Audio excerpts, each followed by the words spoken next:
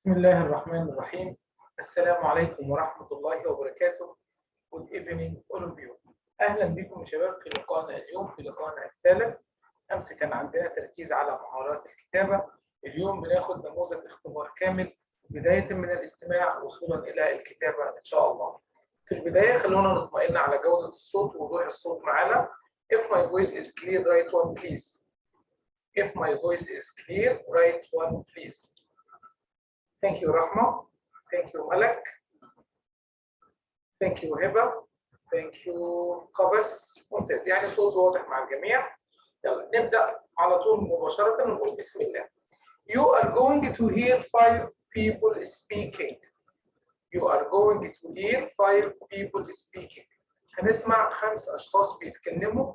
Which place؟ كلمة which place يعني أي مكان هم بيتكلموا عنه، يعني هم بيتكلموا عن أماكن.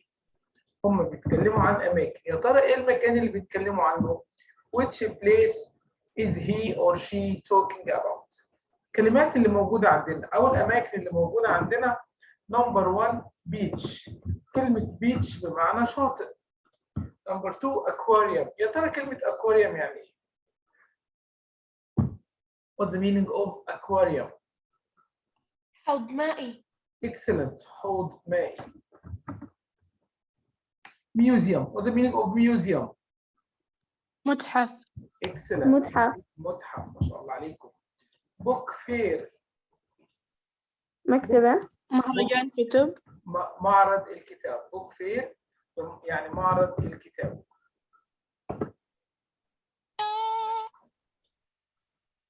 Book fair يعني معرض الكتاب. وطبعا هوتيل معروفة and zoo is known for us. جهزوا عندكم، كل واحد يجهز عنده paper and pen 4 5. نكون مجهزين عندنا الورقة والقلم اللي هنبدأ نسجل فيهم الإجابات. نكون مستعدين إن شاء الله. بسم الله.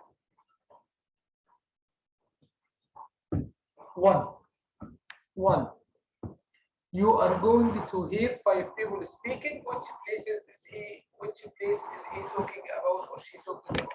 Bismillah. 1 Look, there are wonderful and amazing animals.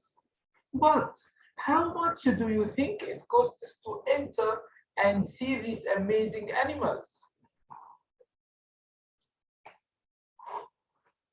تمام عليا، ما شاء الله عليك. اوكي، خلينا نخلص. 2 There are thousands of wonderful aquatic animals like sharks and loggerhead turtles. You should discover a fascinating world behind the glass. 3 Publishing helps the authors to print and sell their work in the exhibitions.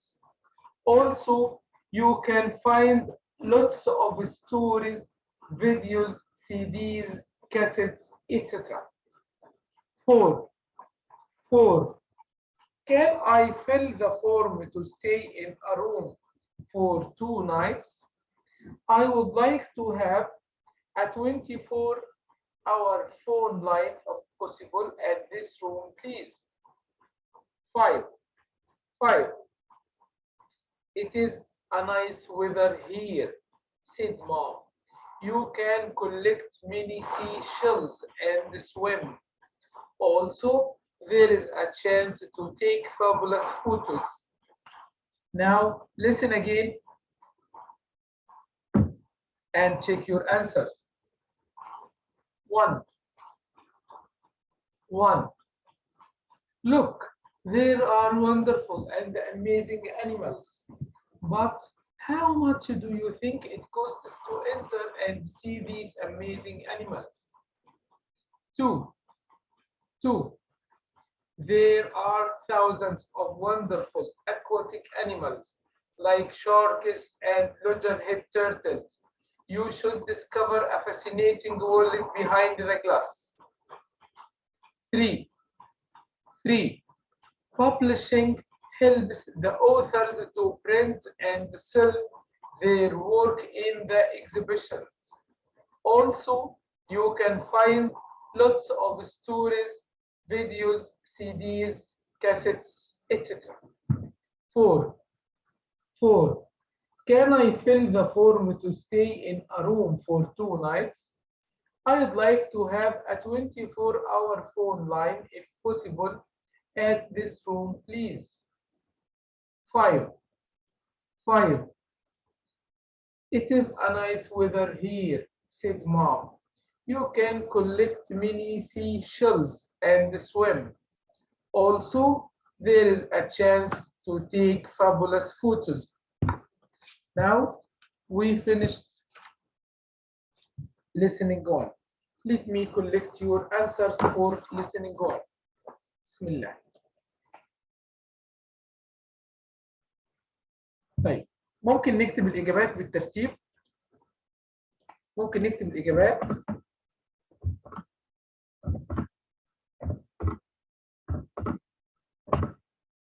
اتفضلوا اكتبوا الإجابات.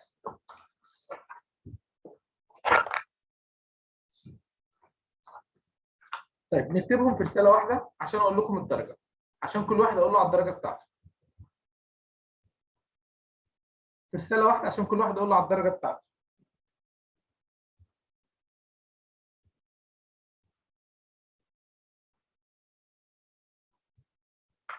نكتبهم في رسالة واحدة عشان كل واحد أقول له الدرجة بتاعته. بسم الله. Let me start with اللي هيكون كاتب الإجابات كلها مع بعضها هديله الدرجة. عليا 5 out of 5. Thank you.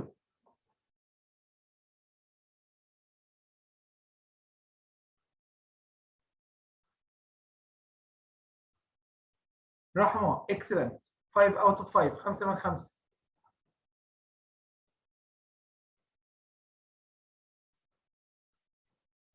ملك حميد excellent 5 out of 5. 5 من 5. أتمنى الإجابات توصلني دفعة واحدة، مجموعة واحدة في رسالة واحدة.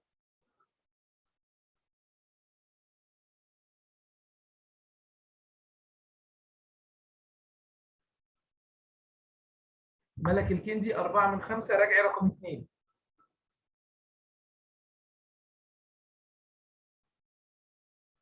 قبس excellent 5 out of 5. ياسمين excellent 5 out of 5. وسام اكتبي الخمسة يا وسام في رسالة واحدة. يا وسام اكتب يا بطل الخمسة في رسالة واحدة.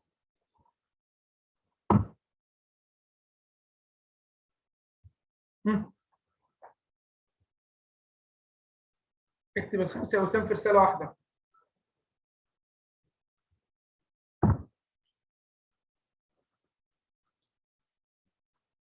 هبة كتبتي نمبر 1. اوكي نمبر 1 correct but where are the others؟ أستاذ أكتب أحاول أكتبهم مع بعض ما يضبط. تظبطش؟ طيب اوكي. نفس الشيء أستاذنا. نفس الشيء؟ طيب اوكي خير ان شاء الله. اوكي اوكي. طيب نسأل. يلا يا هبة نمبر 1. وزو. excellent. وسام نمبر 2. ميوزيوم.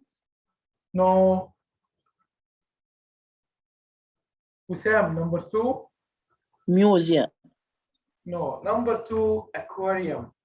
aquarium الحوض المائي. نمبر 3 رحمة book fair. نمبر 3 book fair. نمبر 4 عبد الله.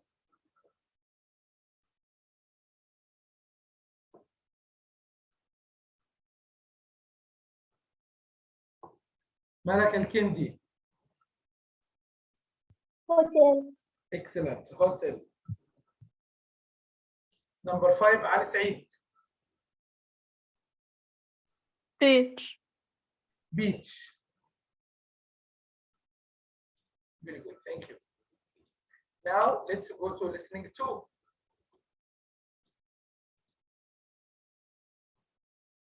You are going to hear a paragraph about London. هتسمعوا فقرة بتتكلم عن لندن.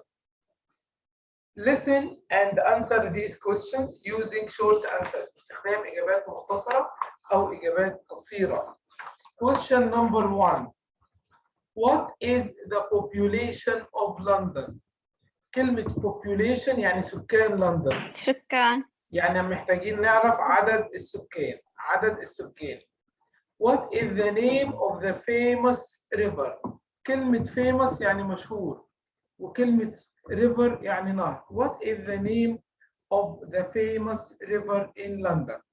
How many languages? كلمة how many بمعنى كم عدد. Languages بمعنى لغات. How many languages are spoken in London? Number 9. What are the two problems? Problems يعني مشاكل that London face. كلمة face بمعنى تواجه. Number 10. Are museums the best thing about London? Are museums. كلمة museums بمعنى متاحف. The best thing. The best thing معناها أفضل شيء في لندن. هل المتاحف أفضل شيء في لندن؟ يلا اسمعوا معايا وتسجلوا الإجابات عندكم. 1 2 3 لا مش 1 هنبدأ من عند 6 6 7 8 9 10.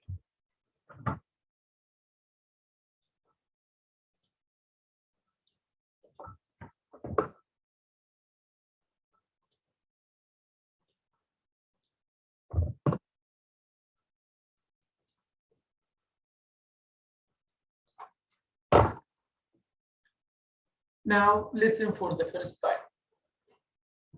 London has a population of about 8 million people.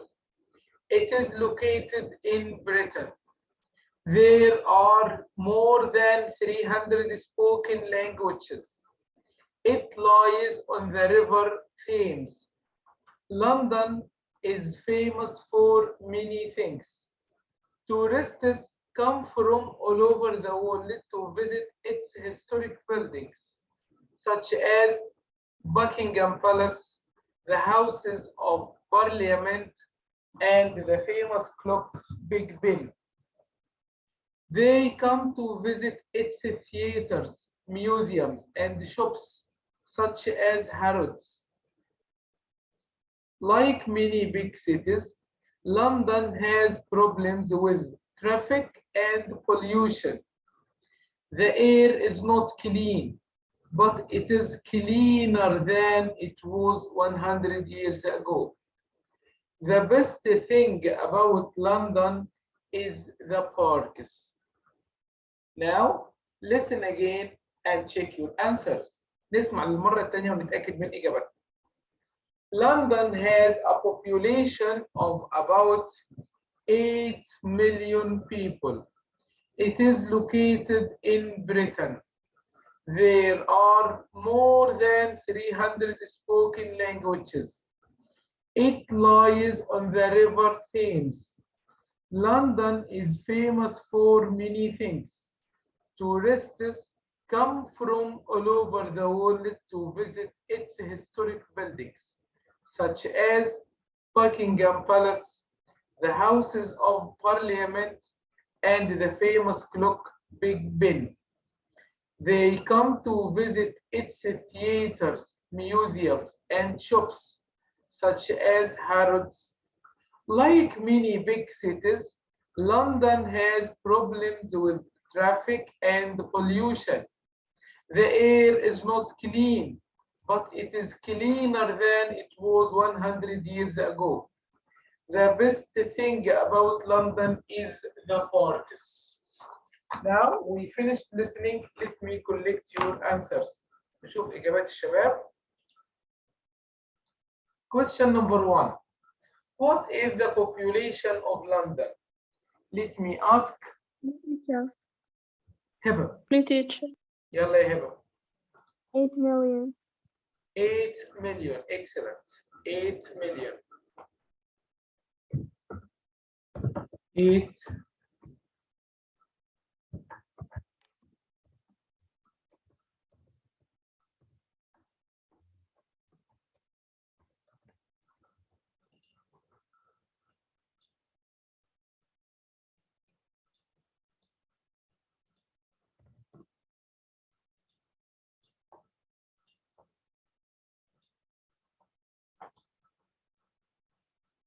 Okay, number 7. What is the name of the famous river in London? What is the name of the famous river in London? منذر.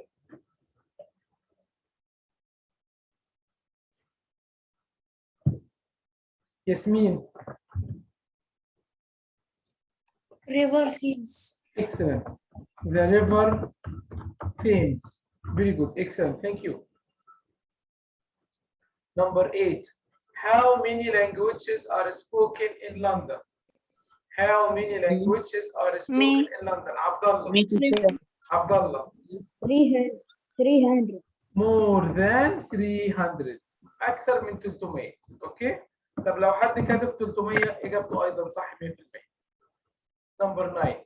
What are the two problems London face?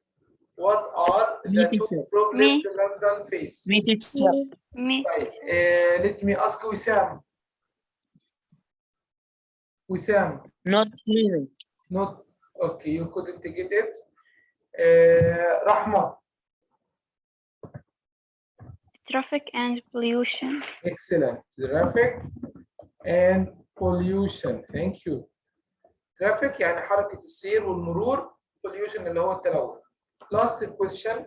Are museums the best thing about London? علي سعيد. No. No, thank you. Because parks are the best thing about London. ادي اجابتنا. تعالوا بينا نروح للسؤال التالي.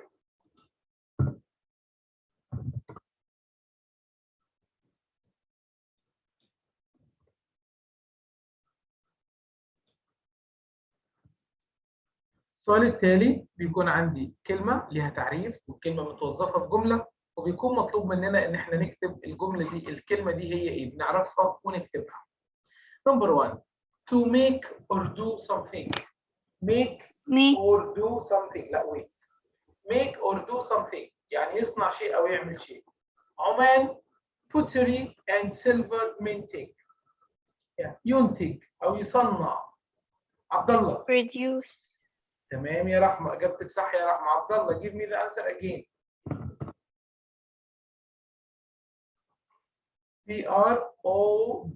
Produce. produce ونحط عليها اس طبعا عشان عمان اسم مفرد. يبقى عمان produces pottery and silver minting. Number 2. The characteristics. كلمة characteristics بمعنى خصائص. صفات. knowledge يعني المعرفة of a particular group. particular يعني محدد. group in religion يعني دين. tradition عادات. music. art crafts are examples of ها يا ترى مين كتب صح يا ملك؟ جاوبي يا ملك الكندي.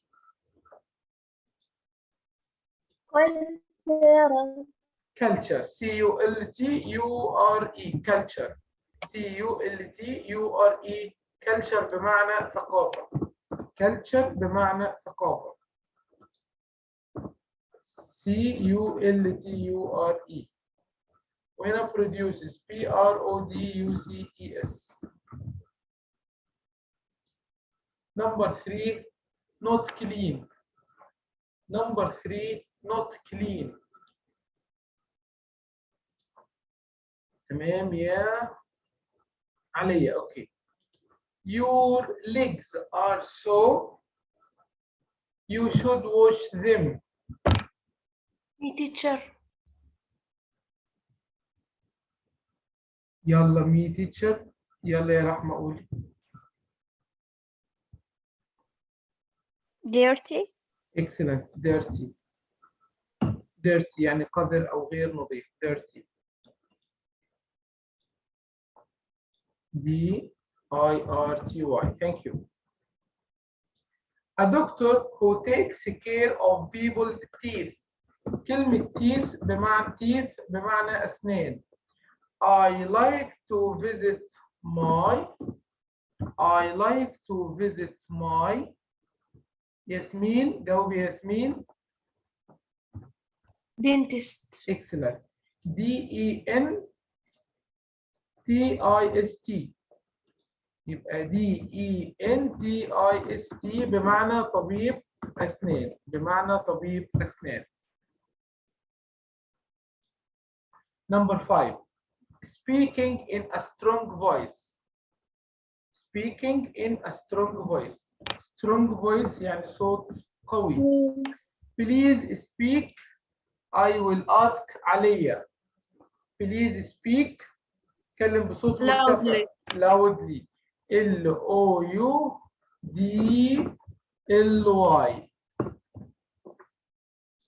الكلمة على بعضها loudly معناها بصوت مرتفع. معناها بصوت مرتفع أو بصوت عالي. loudly.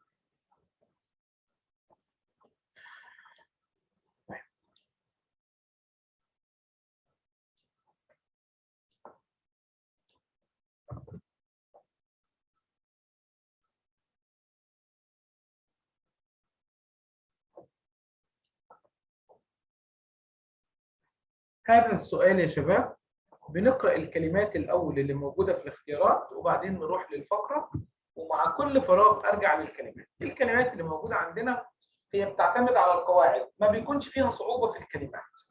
in, from, the, of, and, are, has, many, live, new. Again, in, from, the, of, and, are, has, many, live, new. Let's start. The panda is one of the rarest. كلمة rarest يعني نادر. rare يعني نادر. rarest الأكثر ندرة. animals in world. I will ask. Wait.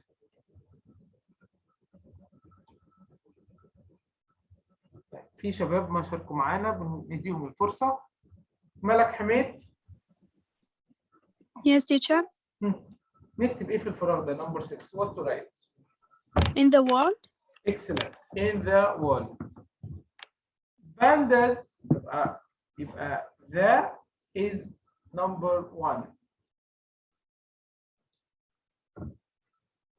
Pandas in the bamboo forest of southwest China. Me teacher. Okay, Me teacher. Okay, Wissam. From. لا. Panda in the bamboo forest. Bamboo forest يعني غابات البامبو. ها. Me teacher. قبس. Me teacher. Live. أيوة. أوكي. الإجابة الصحيحة هتكون pandas live. L-I-V-E. Pandas L-I-V-E live in the bamboo forest of southwest China. Pandas sometimes eat meat, mostly eat bamboo plants. Number live 2.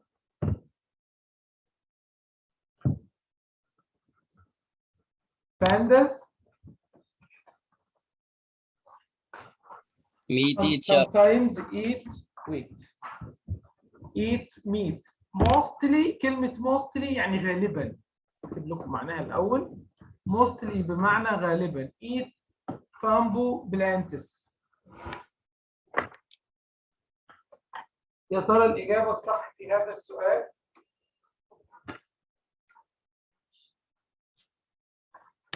Me طيب تقولي يا رحمة. and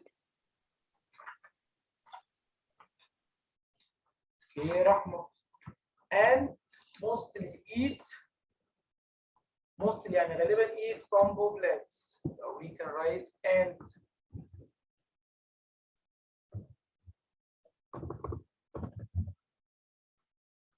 Hunters يعني الصيادين have killed pandas for their beautiful fur. We have Me and teacher. for number 8. مين اللي بيقول me teacher? I'm not sure. حميد. يلا يا حميد. where Hunters have killed pandas for their beautiful fur. Where? No. طب اكتبوا لي الإجابة. صح يا ملك. ملك الكندي جاوبي.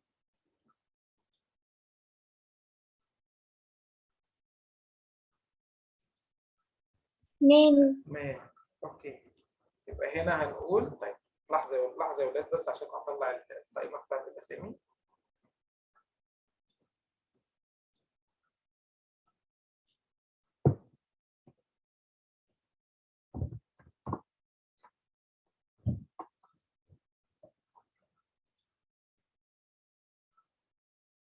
اتفضلي يا رحمة. يا رحمة.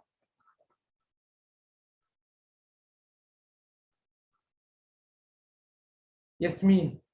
نمبر 9. Many. Many pandas for their fur.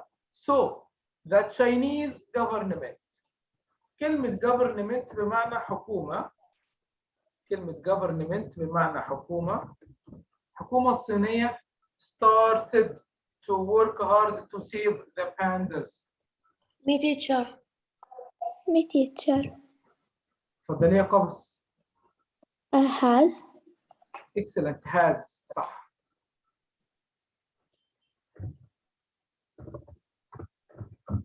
has started to work hard to save the pandas.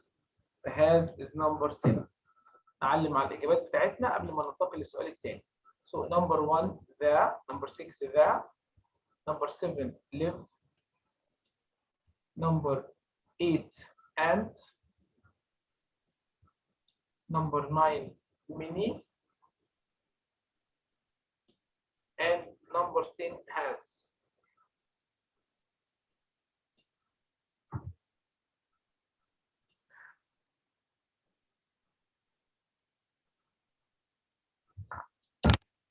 هذا السؤال اصبح مش موجود عندنا في المواصفات حاليا، فاحنا بنعمل له باس يعني تشال من المواصفات وحلينا السؤال اللي قبله كبديل عنه.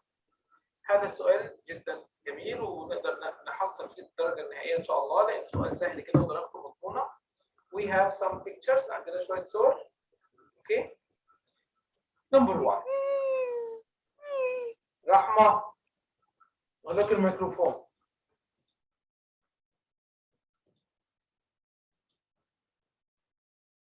ممكن نديكم الفرصه ايضا للقراءه يا شباب. عليا كان يريد نمبر 1. عليا كان يريد نمبر 1. If you are trying to keep up a healthy and active lifestyle, you should eliminate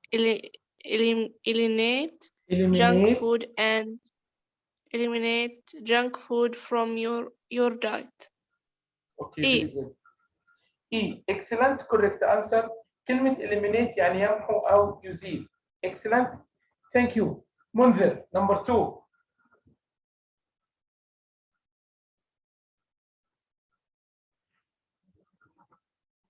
منذر. Number 2. ملك حميد.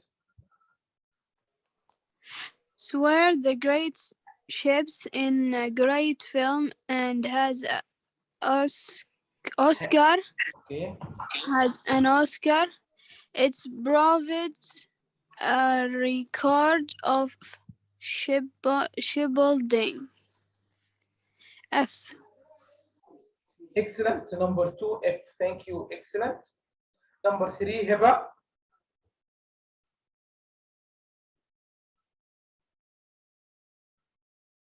هبة. Yes, teacher. Number 3. My uncle. My uncle like visiting famous places. He loves in salad and traveling around the world. My uncle likes visiting famous places. He loves islands. Islands يعني الجزر and traveling around the world. Number 3. C. كلمة شوف كلمة island يعني جزر. المفتاح في كلمة island.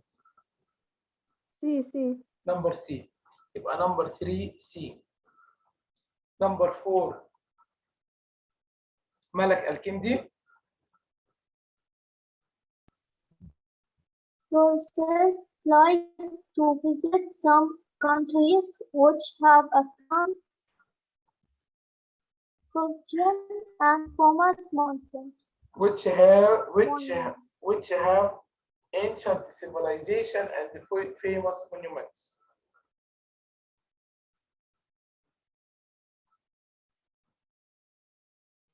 D.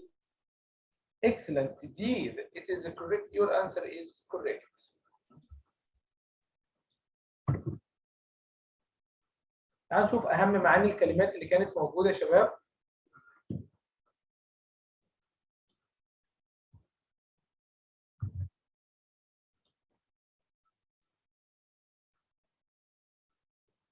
أهم معاني الكلمات لايف ستايل يعني نمط الحياة، eliminate يعني يمحو أو يزيل، junk food يعني الوجبات السريعة، ship building يعني بناء السفن أو صناعة السفن، provide يعني يزود به أو يمد، record يعني تسجيل، island يعني جزيرة، famous places يعني أماكن مشهورة، ancient يعني قديم جدا، monuments يعني آثار، civilization حضارة، tourists it means السياح.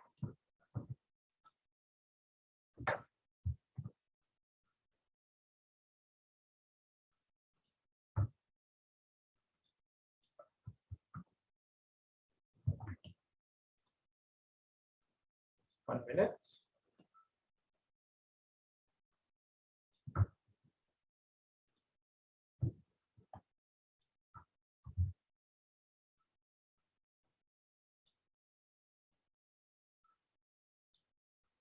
دي أهم معاني الكلمات اللي كانت موجودة.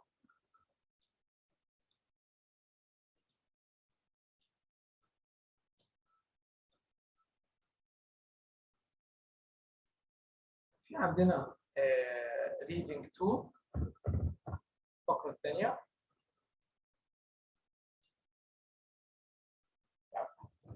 هقرأ لكم الفقرة الثانية كده على السريع يا شباب. Christopher Columbus was born in Genoa, Italy in 1451. His career in exploration started when he was very young. As a teenager, he traveled to the seas.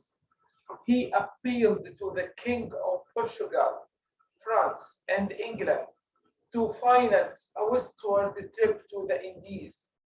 But all the Queen Isabella of Spain agreed to finance Columbus, but all denied his request.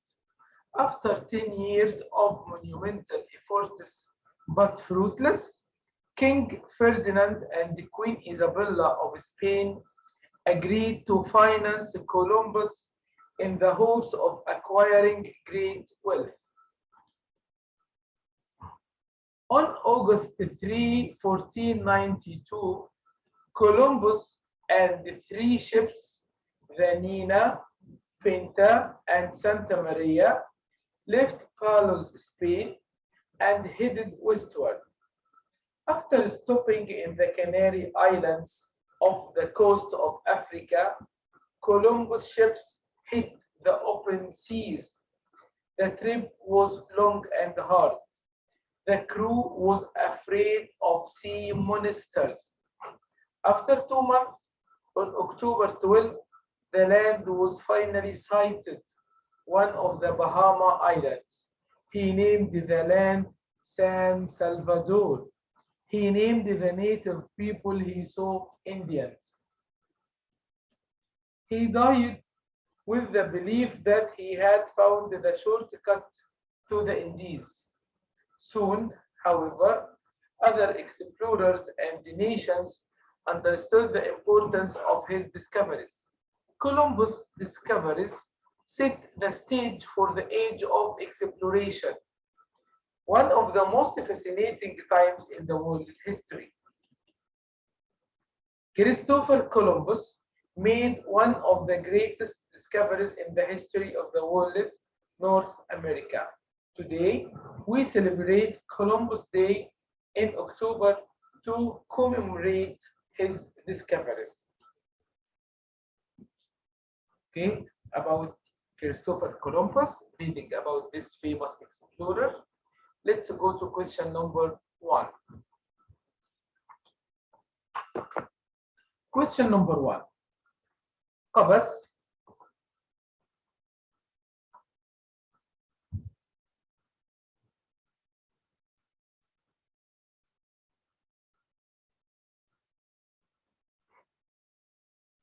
Me.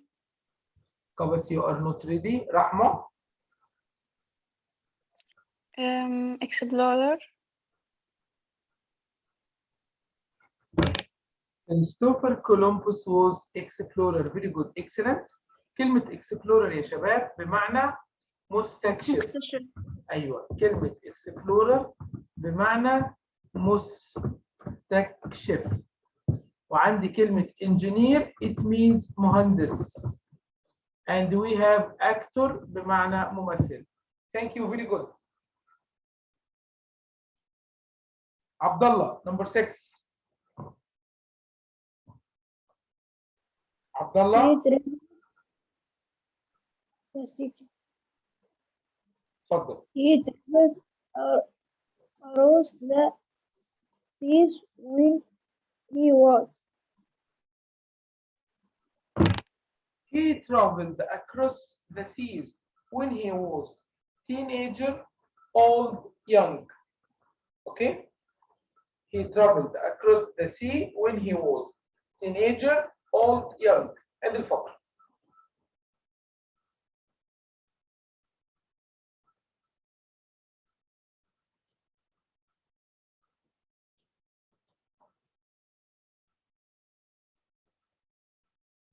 شوف السطر الثاني. As a teenager, he traveled to the seas. Okay? يبقى this is question number 6. يا عبد الله, what is your answer now? teenager. Teenager. What the meaning of teenager, عبد الله? مراهق. Teenager, it means مراهق. Thank you. Number 7. منذر. منذر. Yes, teacher. اتفضل. Columbus, he did westward after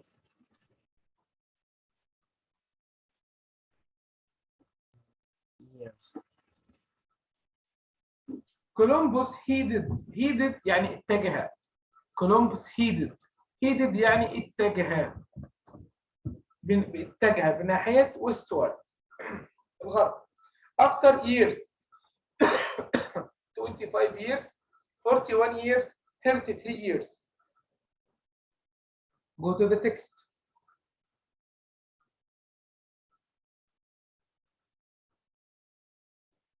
هنا بتكون عايزة عملية حسابية.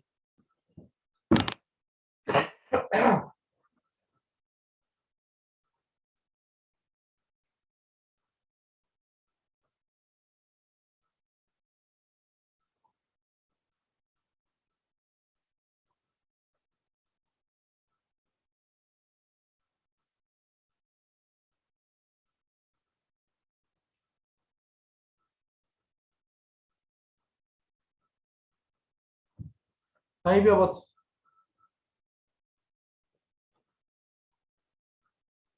Look at this date 1492.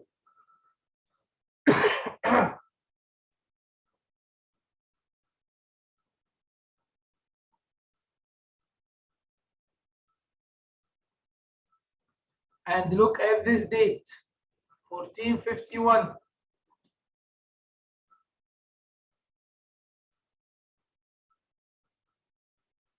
طيب Me teacher.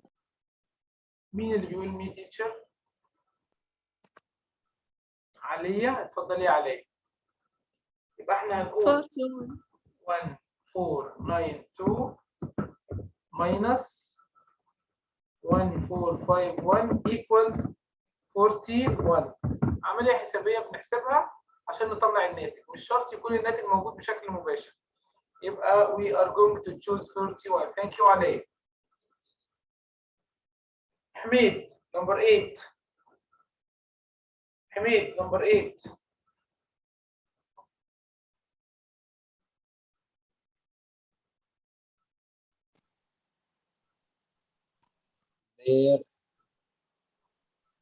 their Their trip to Canary.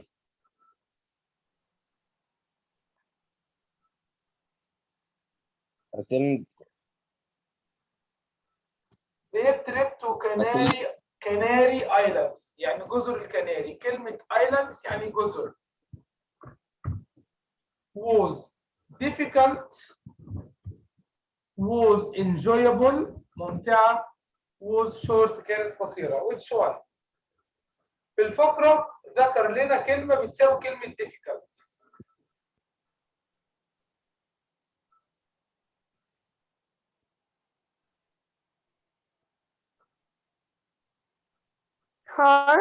hard. excellent. كلمة hard يعني صعب بتساوي كلمة difficult يعني صعب، يبقى نختار difficult. number 9 وسام. Yes, teacher. يلا يا وسام.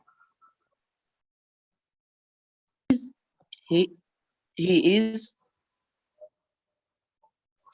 his his crew. his crew يعني الطاقم او الفريق بتاعه was scared of.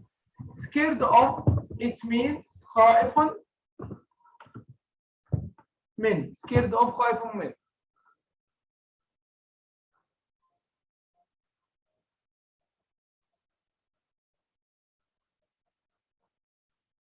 high mountains, icebergs, monsters. What's the meaning of high mountains? جبال شاهقة. Excellent. high mountains يعني جبال مرتفعة.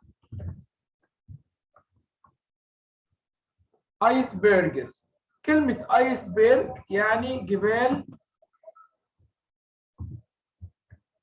جليدية. monsters بمعنى وحوش. monsters بمعنى وحوش. high mountains, icebergs and monsters. Who will answer? Who will answer this question? Me teacher. monsters. Okay, they were afraid of monsters. Last question. Another Columbus discovery. Discovery, it means اكتشاف. North America, India, Italy. Mansour. yes teacher Italy. No, he was born in Italy. لو سمحت. طيب. Another discovery was where? North America. Excellent. North America. انت ولا اخر كانت بس الشبكة. ايوه اوكي نو بروبلم whatsoever.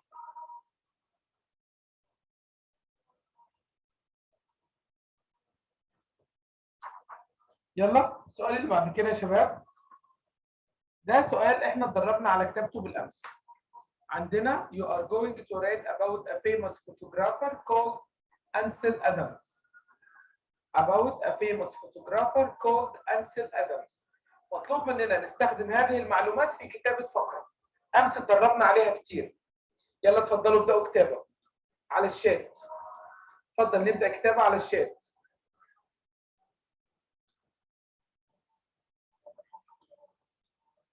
Start writing. المعلومات اللي موجودة عندي: a photographer, nationality American, born 20 February 1902, born in San Francisco. Education Harvard University. Awards، كلمة awards يعني جوائز. اكتب لكم معاني الكلمات الصعبة. awards بمعنى جوائز. Can I write in the paper? اوكي رحمة. Thank you.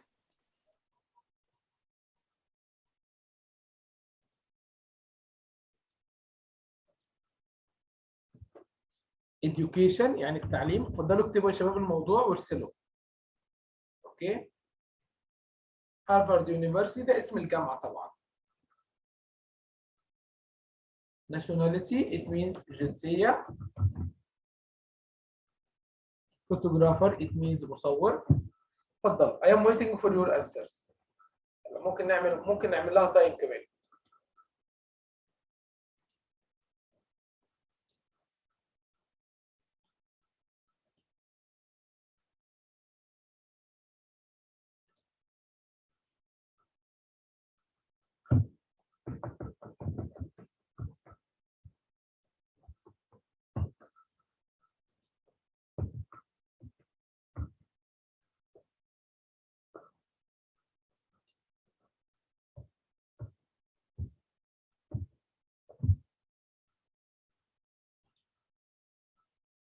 يعني 5 minutes 5 دقائق.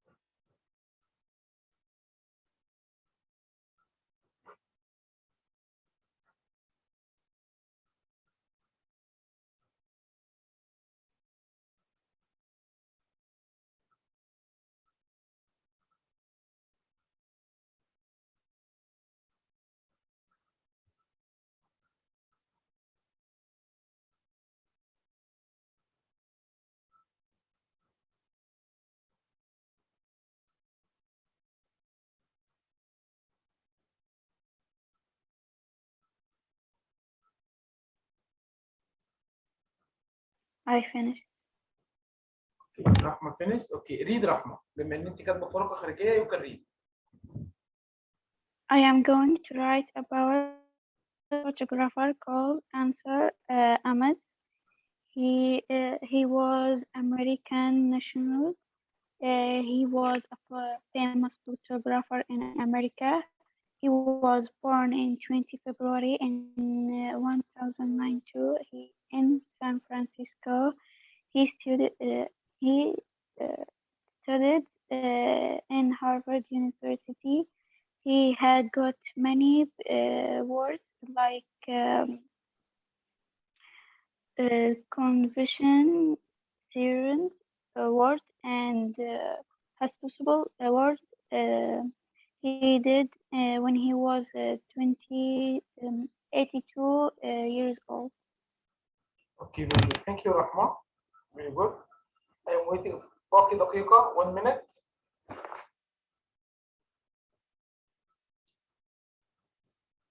Finish, teacher. Okay, عليا. You want to read or send? Read. Read. Okay.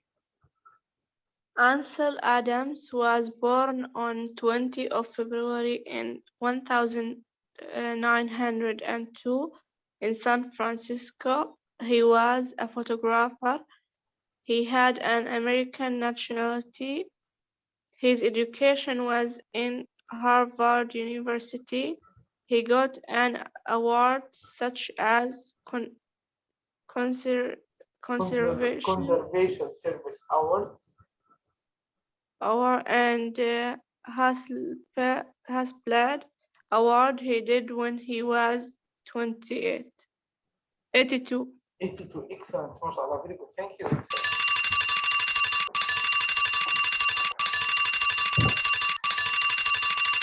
Teacher finished. Okay. أنا أسأل. مين اللي رسل؟ عبد الله. Yes, teacher. اوكي. عبد الله انت عبد الله ناصر صح؟ لا، أنا عبد الله هلال. اوكي عبد الله هلال. اوكي. اوكي. Can you read عبد الله؟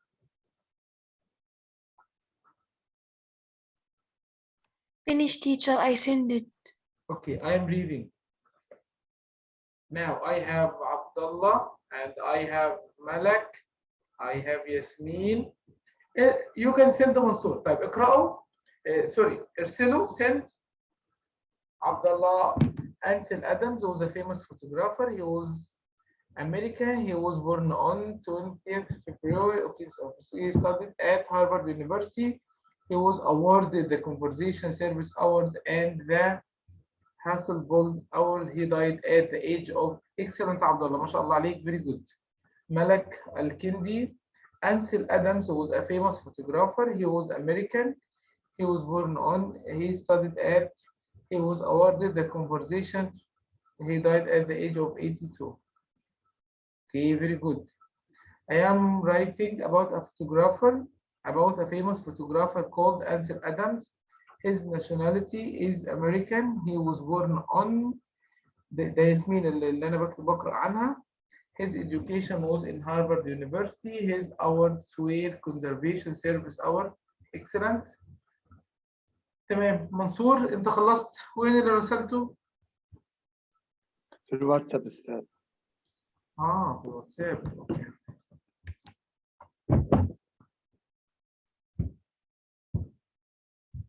طيب منصور كاتب في الواتساب في الدفتر. Ansel Adams was a famous photographer. He was American. He was born on, in San Francisco. He studied at Harvard University. He was awarded the Conversation. He died at the age of, ما شاء الله عليكم. Very good, excellent. طيب ملك. Thank you, Mansoor.